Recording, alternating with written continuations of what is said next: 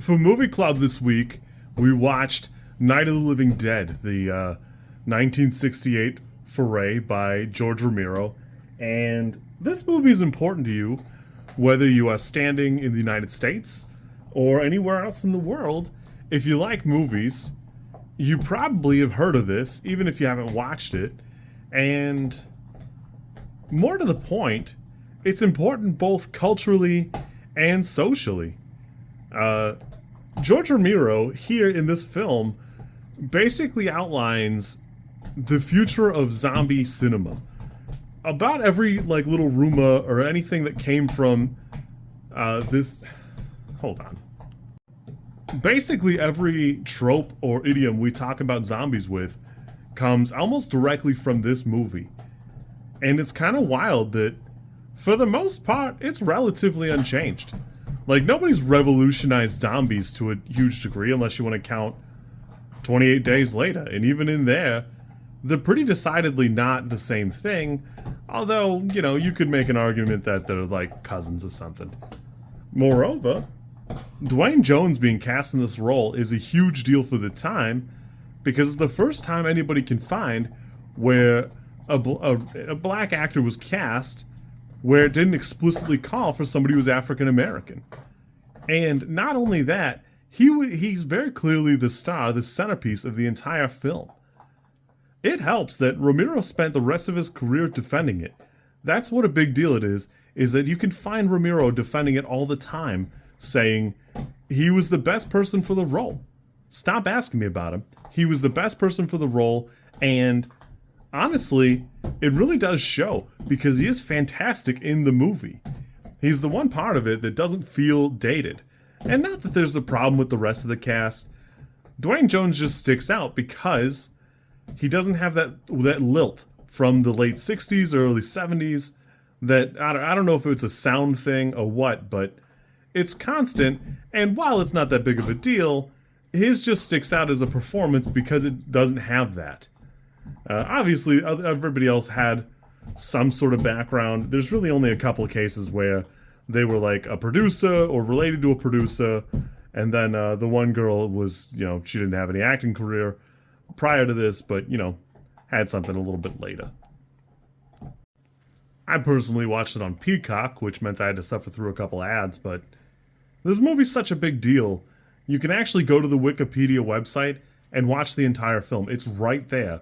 I don't know which version of it. There's like 30 different versions and revisions, or you can find people where they added stuff. 1999, somebody filmed and added some stuff to the movie. But the whole movie is right there on Wikipedia. It's been inducted into National Archives. It's a huge deal.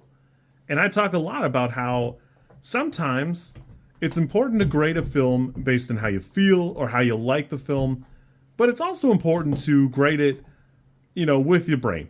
I love voting with my heart, but sometimes you got to use your brain.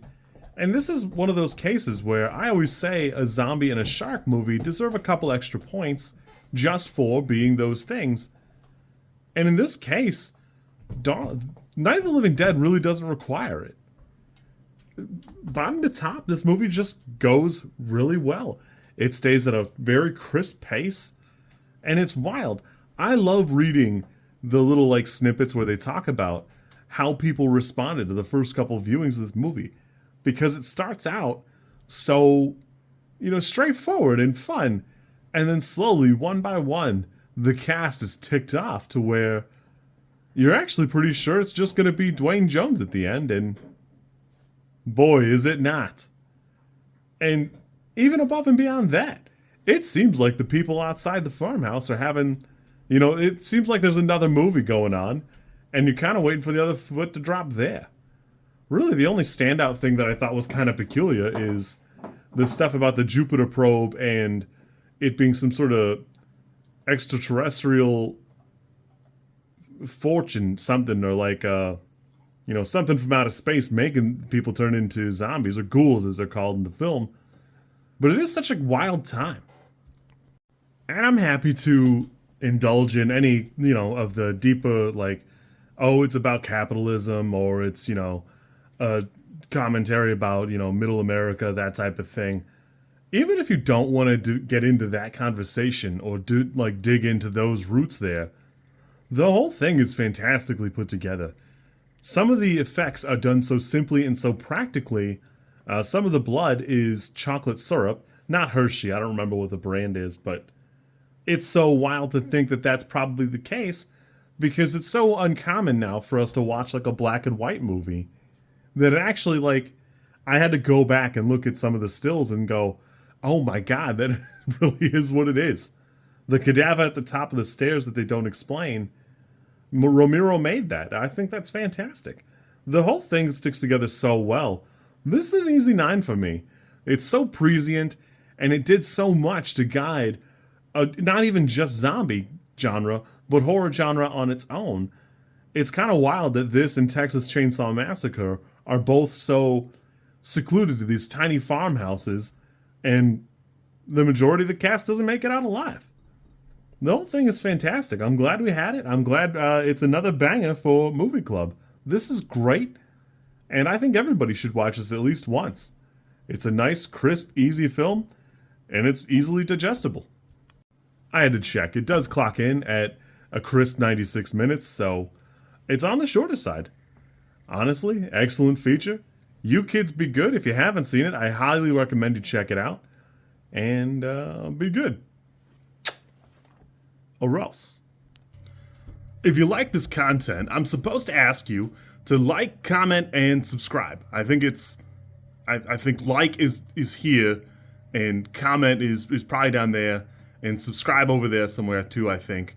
I don't know how many times this snippet is gonna make it into a video. Everybody says you should do it this way, and I always thought it was just an annoying thing other YouTubers did. And as you know, I am bad at editing, so if you like it, great, I'm happy for you. If you don't like it, I'm sorry.